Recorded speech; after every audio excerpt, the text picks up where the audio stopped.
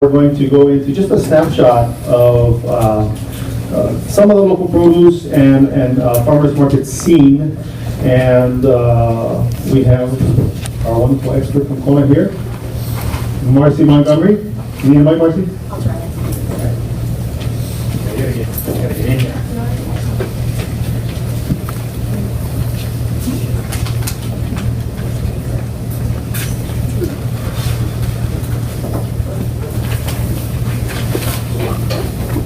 Good morning, everyone. Is this on? Am I okay? Yeah. Don't do this very often.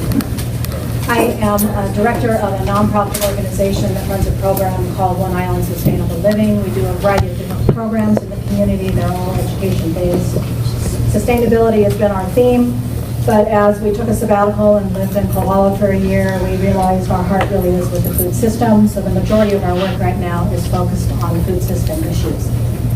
So as someone said, you put a lot of grants out into the grant realm. You don't know exactly what's going to get funded, but our great gift this year is to get funded by the USDA to do a FINI project, which is food insecurity and nutrition incentives. So we are having an experience that's kind of unparalleled for us, where we're getting to work with different levels of the community in Hawaii that we may not have encountered before. So we're going to be working with Hawaiian villages in a deeper way than we have before. We're also getting to work with schools that have high poverty levels, school gardens. We have this wonderful opportunity to meet and work with the food basket, which has been great for us. So we're developing stakeholders as a nonprofit, but all based around trying to get consumers connected to local food. So previous projects that we've been fun to do was more about educating the farmers and trying to get more food growing and feeling like we were up against a barrier. So in listening in many, many community meetings, what do farmers need help with? They need help with building consumer demand. And I heard that today. I was really glad to hear that. There's all of us early adopters who are already on the bandwagon, but we are a small percent of the population. So how do we reach out into communities that don't understand the impact of local food and local agriculture on our economy, on our health, and on our environmental and land use planning? So the whole food system impact is huge throughout our community. Those of us that are already on board trying to make choices for local food get feeling kind of frustrated, like, why isn't there more crop? In my neighborhood, I saw 35 acres listed on the list. I just can't believe that. There's such potential here, and we all get kind of frustrated. So instead of sitting around grumbling, as it happens in many meetings, I love the idea of figuring out how to come up with solutions. So I was thankful for today that we have the afternoon to talk about solutions. But I want to give you an overview of what we're working on so you can see what we're doing. So it's a pilot project. We are trying to figure out methods to engage the community in local food. Some of them you'll be familiar with, some of them are new that we're trying to introduce, and our initial pilot project is focused on South Kona Green Market. So that's South Kona, a little bit of North Kona. Kona Sunset Market, which is North Kona, and the Hawaii Farmers Market up in Kohala. So we've been given less than a year to just jump in and paddle this canoe like crazy and try and figure out what methods work, what methods don't work. And then we are asked to then submit a larger application where we could do something island-wide. So today we have a food survey that will circulate among you all. We're trying to gather information from all sorts of people, all walks of life, about your local food interests, your buying patterns, where do you shop, how much do you grow, how much do you trade, what restaurants do you love to go to. There doesn't seem to be much of this data available, so we're interested in telling our island story. So you could be a big help for us today in filling out this survey form and getting it back to us by the end of the day. So what we're doing out in the community is really trying to promote the idea of loving your farmer's market, and also in doubling your food, local food access. Can you double it by buying it? Can you double it by growing more? And can you double it by asking for it in restaurants? So that's kind of the mantra we have when we're at the farmers market, is to introduce this concept of doubling your local food consumption to everyone who comes by. And obviously local food makes people really happy. And the joy that we see in people's faces when they get to talk about and share and purchase extra local food from their local farmers. It's a pretty beautiful experience. So who shops at the farmers markets? Families looking for affordable produce, local food early adopters, chefs seeking freshest best products, specialty food buyers, ethnic food cooks, visitor wanting to see Hawaii's tropical bounty, and now more and more SNAP EBT users. And who sells at the farmers market? Small farmers looking for direct sales income, value-added product producers, farmers who can warrant time away from the farm to do the direct sales. And this is a pretty pivotal piece. There's a lot of farmers who can't make this work in a week. And farmers who see a greater return on sales by eliminating the middleman and shopping and shipping costs seems to be what drives the farmers who do come to the market. And what are the barriers to more small farmers participating at farmers markets?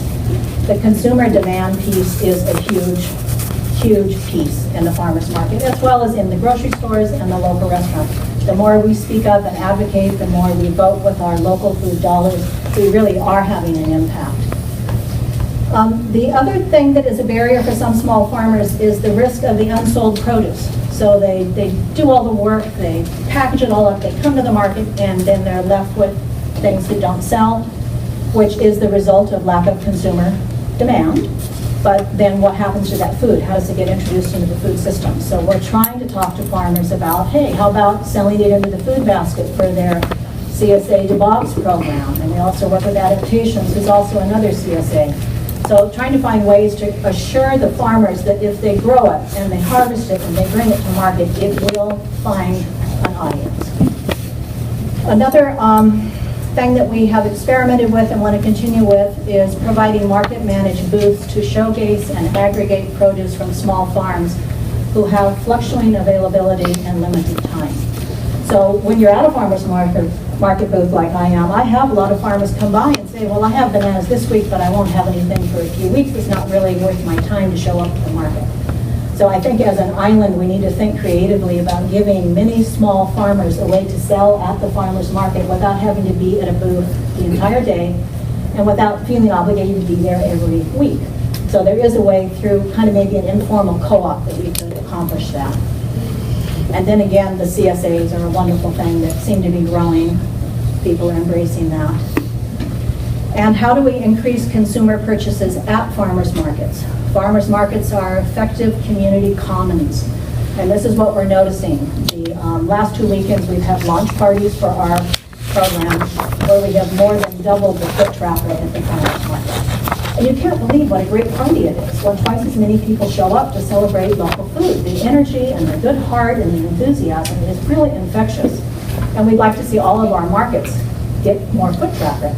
And these launch parties have been kind of, I think, a taste for people to see what a market can be like if we have more of the community supporting it each week.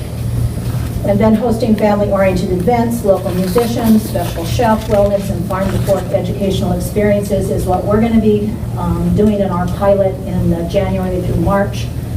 We're going to focus a little more on food as medicine, and during that time period have more opportunities to taste and see culinary preparations and learn about medicinal uses for food.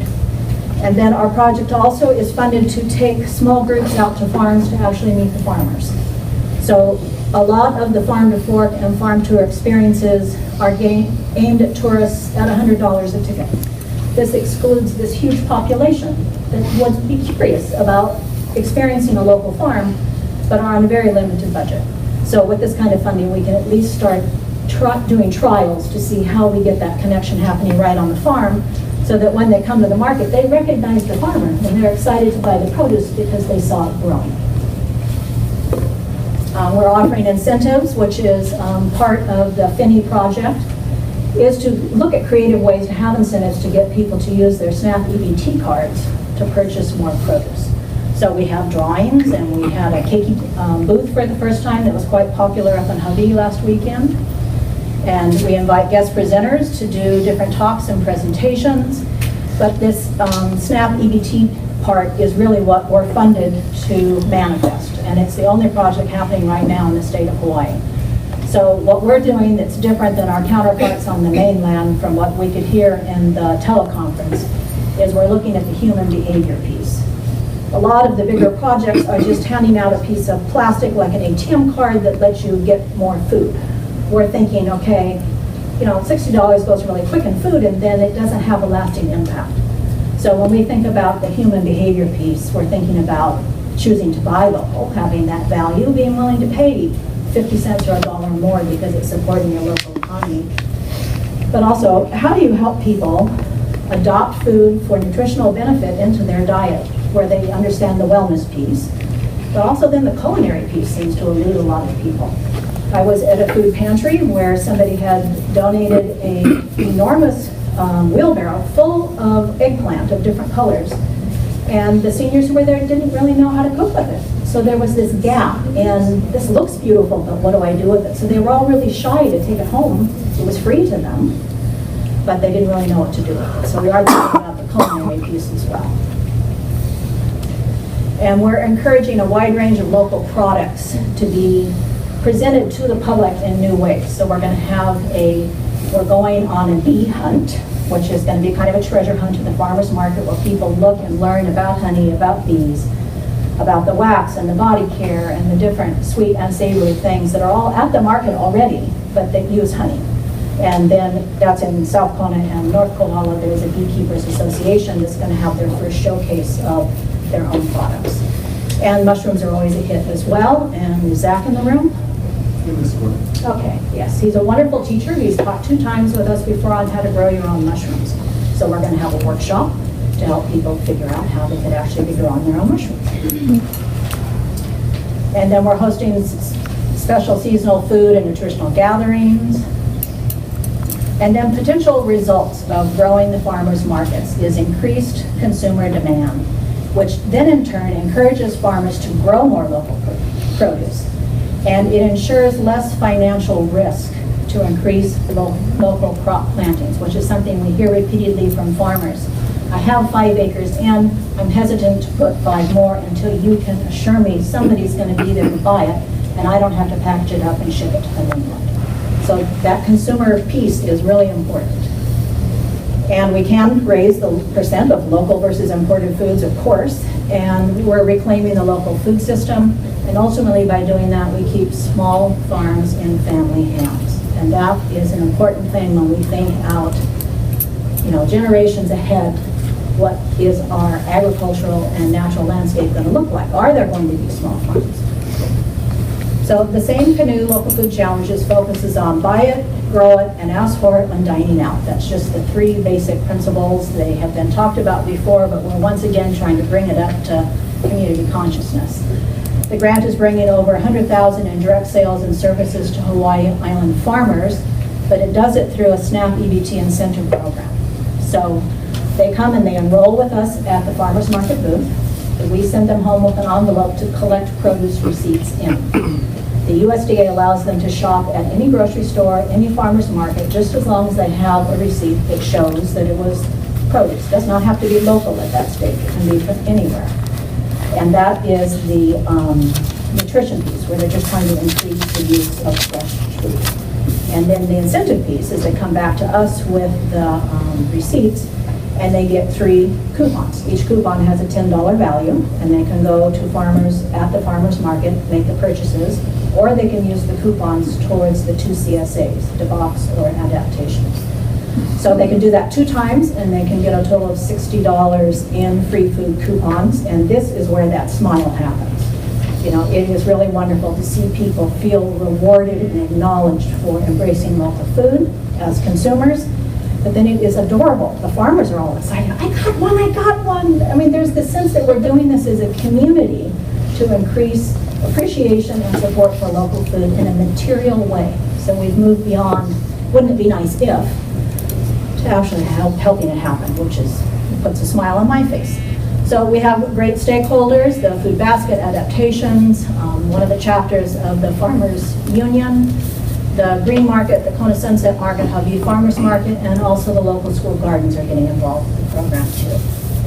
So what you can do to help us today is fill out the survey form and help us get that back by leaving it on our poster that's on the table in there. That will help us tell the Hawaii Island story about local food so that when we try and grow this project to a bigger 3-year longer project, we have your input for that. Another thing you can do to help us out is invite Snappy Beachy users that you know that live in our service area to come meet us at the farmers market. So outreach is a challenge. We're trying to figure out how the best way to reach the families who can participate. So anything you can do to help us with that would be appreciated.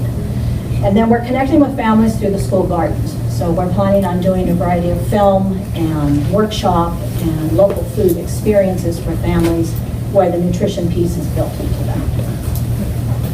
And then ultimately the kind of capstone experience as we work people through, first they get their coupons, they shop at the market, they bring us more receipts, then they get to go on to a workshop, on a farm tour, at no cost to them. They're essentially showing they bought produce so they get to have the education experience, but the capstone will be some type of farm to fork for families program that is available to the open public, but also the Snappy Beachy users then get to use their coupons for that. And along with this project, parallel to it, we are starting a local food coupon book. So it is literally at the printers today. I'm supposed to pick it up tomorrow. This is a new effort to try and have essentially a print showcase of local food providers and suppliers. There's over $500 in value if you pulled out every coupon and did every item. And some of it is for drawings also. So I wanted to offer you guys to be in the drawing as well. We have a drawing for a dinner for 2 at the Redwater Cafe, and no dollar limit, which I thought was kind of interesting. Just no alcohol.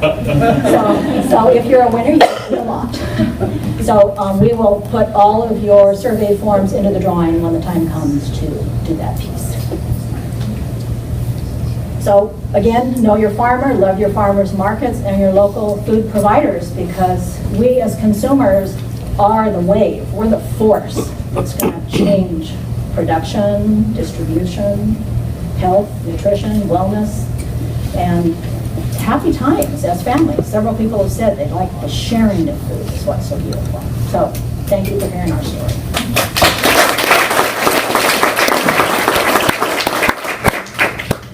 Questions?